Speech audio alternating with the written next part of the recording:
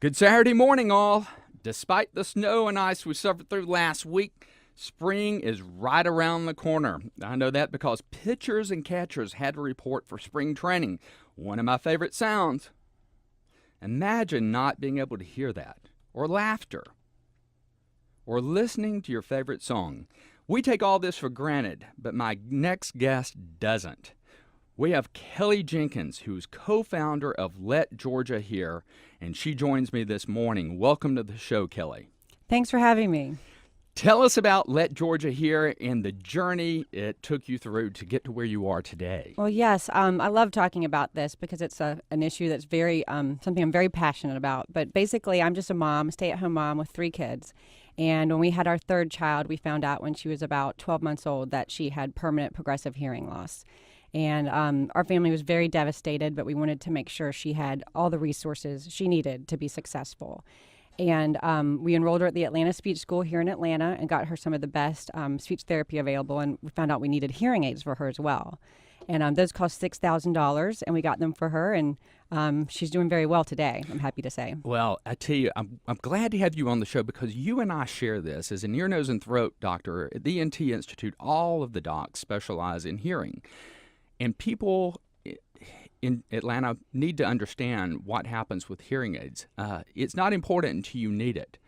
But in this changing healthcare environment, we're going to have to be accountable for some of these costs and what they cost and who's going to cover it. And I think that these children really do not have a future without being able to hear. Hearing aids are very important for development of language, ability to carry on normal livelihood.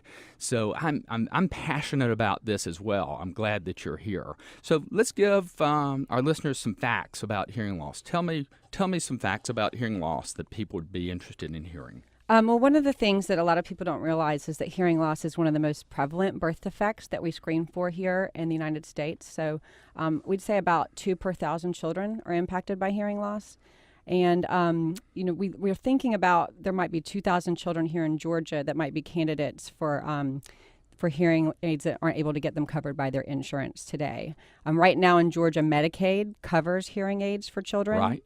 So, but anyone that's privately insured or self-insured does not receive that coverage. And I would say that there are some insurance companies that do cover it, but it just depends on the plan, but it's not uniform. So because of that, you started your organization. That's right. So when we bought Sloan's hearing aids and they were so expensive, I wanted to help other families. And I did some research and realized that 20 other states had passed legislation which required insurance companies to cover children's hearing aids. And that's when I set out with another group of parents from the speech school, one of who is the co-founder, Sarah Kogan, to start Let Georgia Hear and mobilize parents in our state to make some changes and get laws passed to require insurance coverage for kids' hearing aids. And when did you start the organization? This was September of 2011. I wrote a letter to my Representative Edward Lindsay. Sure. And he called me back within probably 10 hours of getting my letter and set a meeting to meet within 24 hours. He's really been a great supporter. And he's a great legislator, a great representative for all of us. Absolutely. He authored a bill that session and introduced it. And that was back in 2011. Yes. Did it pass or what's happened? No, I mean, we've gone through 2 sessions. We were granted hearings, which was great. We were able to have a public hearing. Big. Very big, a public hearing. Chairman Richard Smith is the chairman of the insurance committee, and he's been excellent to grant us that time and to really give us the chance to tell our story. But as you know, the healthcare situation in Georgia is complicated with the Affordable Care absolutely. Act. There's so many things going on right now, and there's just a concern in the state, how much is this bill going to cost, and what's the potential impact going to be on the bottom line? So what have you been hearing from the legislators when you go to these committee meetings? I mean, who speaks against this? Well, generally, we have a lot of families that are obviously speaking in favor of the bill. Insurance companies and lobbyists are obviously going to have concerns because of the rising cost of health care impacts their bottom line as well. And we are very sensitive to that. One of the things we try to make sure people understand is that while this bill may cost some money early on, that it saves the state and even insurance companies a lot of money down the road. Yeah, tell us why. Yeah, well, because children who don't get hearing aids early, let's take my daughter for instance. She got hearing aids when she was 18 months old and was fully mainstreamed before she was 3 years of age. Wow, and that is so important. Right, it is. So she's in preschool and she just wears hearing aids like glasses. But a child that maybe didn't get those hearing aids may have speech delays. There's even sometimes a social issue that might arise from a child not being able to interact with their peers. And a lot of groups estimate that the cost can be up to $420,000 per child in terms of special education needs that does not get the early intervention and the amplification. Well, and people are always skeptical about return on their money. Right.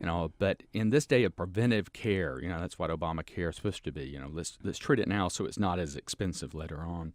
I think it's something we're going to have to go down that road because the direction we're going now is not working. So you've had these legislative meetings and the cost concern. Is that the only concern that they've had at these committees? Pretty much. I think the cost of the bill is pretty much the largest concern. And obviously just the changing healthcare environment. People are unsure exactly how something like this is going to work. One of the things that happened very recently, which I'm thrilled about, is that Governor Deal recently announced his state budget for 2015.